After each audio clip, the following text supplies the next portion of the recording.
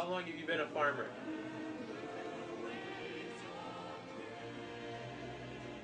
Since I was born. Do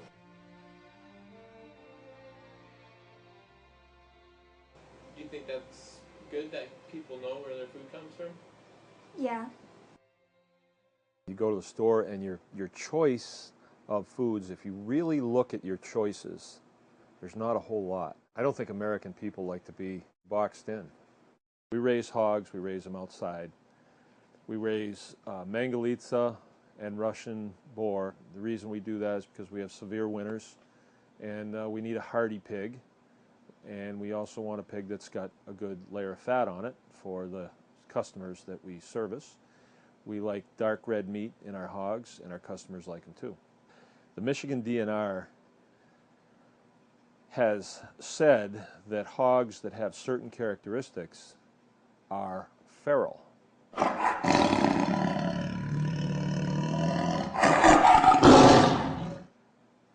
In my dictionary, a feral hog is a hog that lives outside of the fence.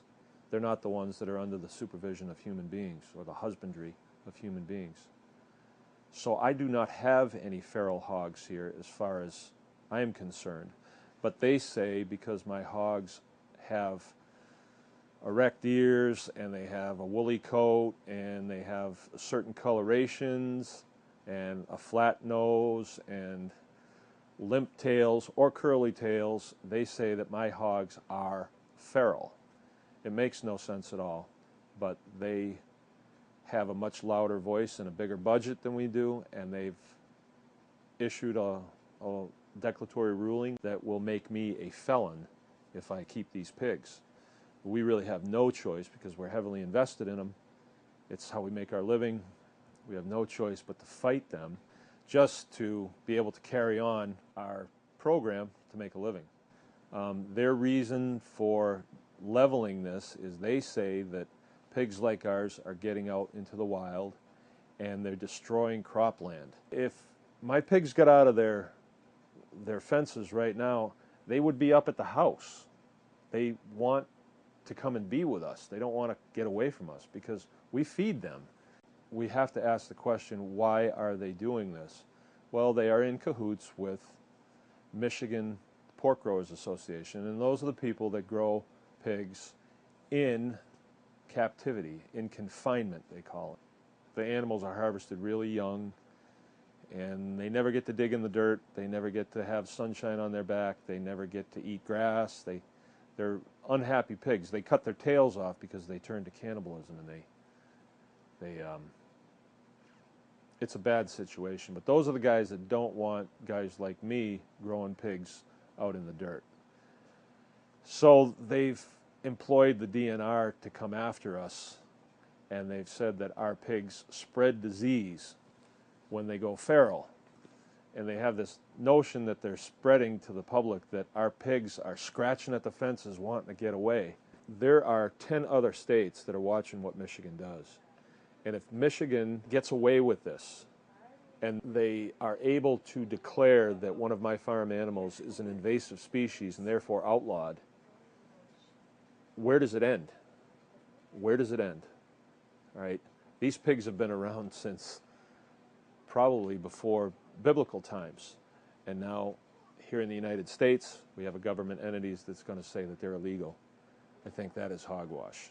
I am a farmer, and I know lots of other farmers, and I don't know any other farmer who's experienced this feral swine invasion. You know, I don't know anybody that's done it, and I think I would know that as a farmer.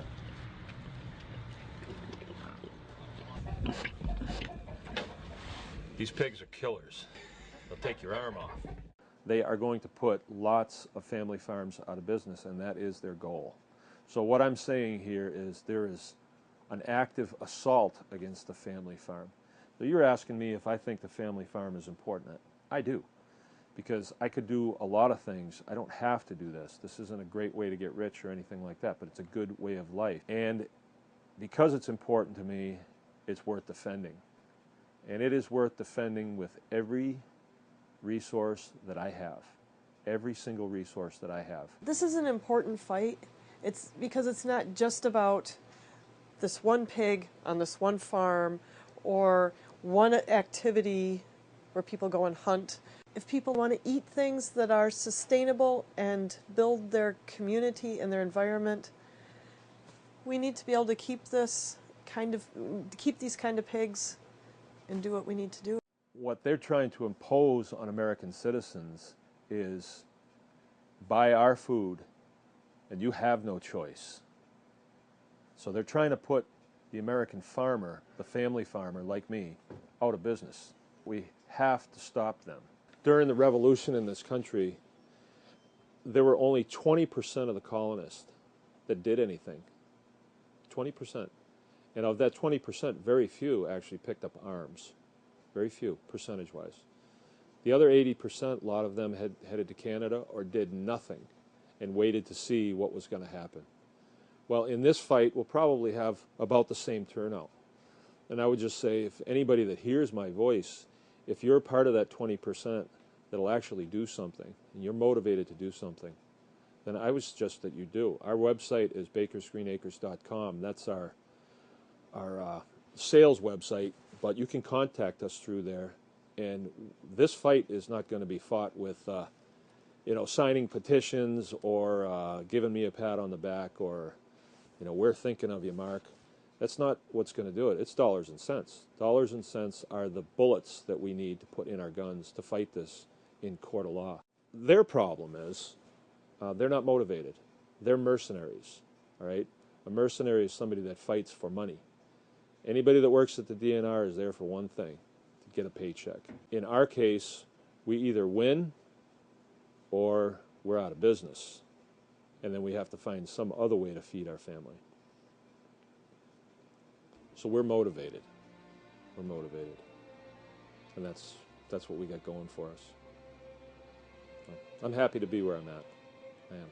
I would have liked to have been there at the revolution. I really would have.